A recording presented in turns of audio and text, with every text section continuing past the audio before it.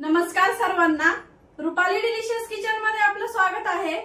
आज आपण उन्हाळा स्पेशल रेसिपी बघणार आहोत। अगदी थंड, मस्त आणि सगळ्यांना लहानांपासून वयस्कर लोकांपर्यंत आवडणारी ही रेसिपी आहे।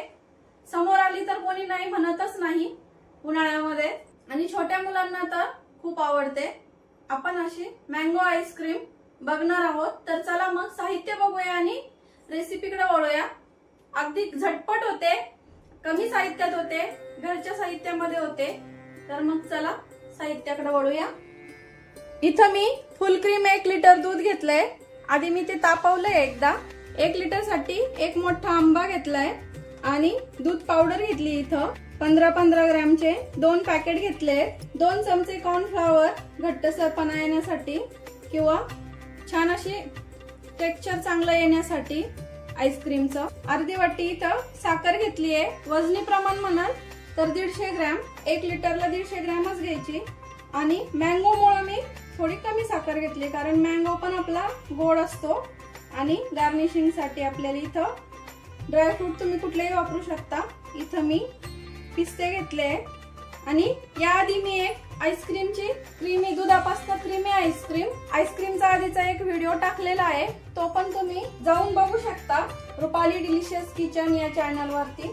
आता आपण दूध गरम करून घेऊया आणि 1 लिटर दुधामधलं मी अर्धी वाटी दूध इथं काढून ठेवलंय। आपल्याला यामध्ये दूध पावडर म्हणजे मिल्क पावडर आणि कॉर्नफ्लॉवर पावडर याच्यामध्ये आधी स्लरी तयार करून घ्यायची आहे थंड दुधामध्ये, म्हणजे त्याच्या गाठी तयार होत नाही आणि छान शिजल्यात जातं। त्यामुळे आधी स्लरी खाली थंड दुधामध्ये स्लरी तयार करून घ्या कॉर्नफ्लॉवर आणि मिल्क पावडरची।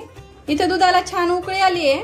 आपल्याला आता हे अर्ध दूध आटून घ्यायचंय, म्हणजे अर्ध दूध घट्ट करायचंय यातलं आपल्याला। दुधाला उकळी येते तोपर्यंत इथं मी आंब्याचा पल्प पण काढून घेतला, थोडेसे त्याचे कट काढून ठेवले, आपल्याला गार्निशिंग साठी लागतील।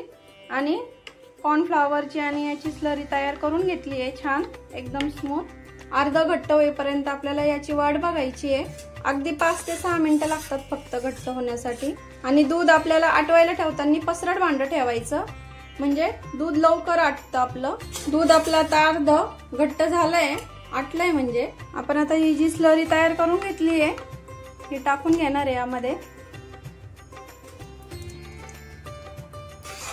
आता याला फक्त घट्ट होण्यासाठी अजून 5 मिनिटं लागतात हे शिजण्यासाठी। बघू शकता एवढं आपल्याला घट्ट हे करून घ्यायचंय। बाकीचं सगळं जे मिश्रण टाकल्यावरती कसं शिजलं ओळखायचं, तर असं उलटण्यावर थोडंसं ते थांबलं पाहिजे असं केल्यावरती। आता आपण यामध्ये साखर टाकून घेणार आहे। साखर तुम्ही कमी अधिक करू शकता, तुमच्या गोड तुम्हाला किती गोड लागतं त्यानुसार, पण 1 लिटरला एवढी साखर बरोबर होते 150 ग्रॅम। साखर टाकल्यामुळे पुन्हा थोडंसं पातळ होतं। आपल्याला अजून 2 मिनिटं शिजून घ्यायचंय साखर विरघळेपर्यंत छान। साखर टाकल्याच्या नंतर मी 2 मिनिटं हे छान आता घट्ट करून घेतलंय, छान शिजलंय। आता आपलं असं उलटण्यावर थांबलं की समजायचं आपलं मिश्रण खूप छान शिजलंय। गॅस बंद करते। आपण जेव्हा आईस्क्रीम करायला डीप फ्रीज मध्ये बर्फ जिथं तयार होतो तिथं ठेवतो आणि दुसऱ्या दिवशी जेव्हा आईस्क्रीम तयार होते तेव्हा स्कूपनी काढायला जातो, तेव्हा बर्फाचे क्रिस्टल तयार झालेले दिसतात। तर हे मिश्रण जर छान शिजलेत गेलं तर बर्फाचे क्रिस्टल तयार होत नाही।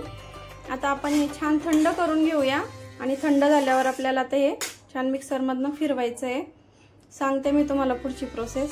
बघू शकता असं थंड झाल्यावर एकदम घट्ट होतं हे मिश्रण। आता आपण हे मिक्सरच्या भांड्यामध्ये काढून घेणार आहे आणि एकदम स्मूथ पेस्ट करून घेणार आहे याची मिक्सरला। आता आपण इथं मँगोचा पल्प पण टाकून घेणार आहे। आपण जे मिश्रण काढून घेतलं होतं मिक्सरच्या भांड्यात ते मी त्याची स्मूथ पेस्ट तयार करून घेतली।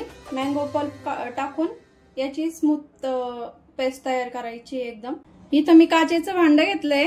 काचेचे भांडं हे एकदम एअरटाईट आहे, असंच भांडं लागतं आपल्याला आईस्क्रीम तयार करण्यासाठी। बाकीचं साहित्य आणि म्हणजे दूध जे आटवलेलं होतं ते, त्याची पेस्ट आणि आंब्याच्या पल्पची पेस्ट आता आपण इथं टाकून घेणार आहे सेट करायला। थोडेसे मँगोचे आपले कट करून घेतलेले जे हे ऑप्शनल आहे।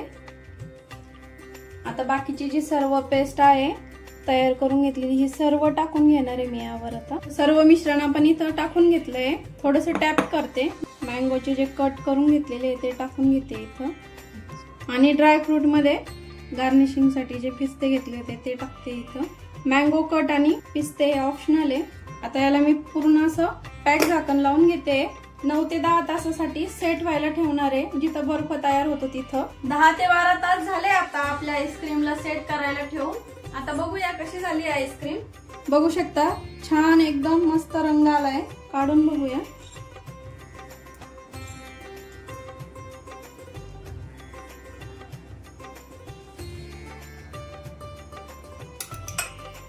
बघू शकता किती सुंदर कलर आलाय आणि एकदम अशी क्रीमी झाली आहे.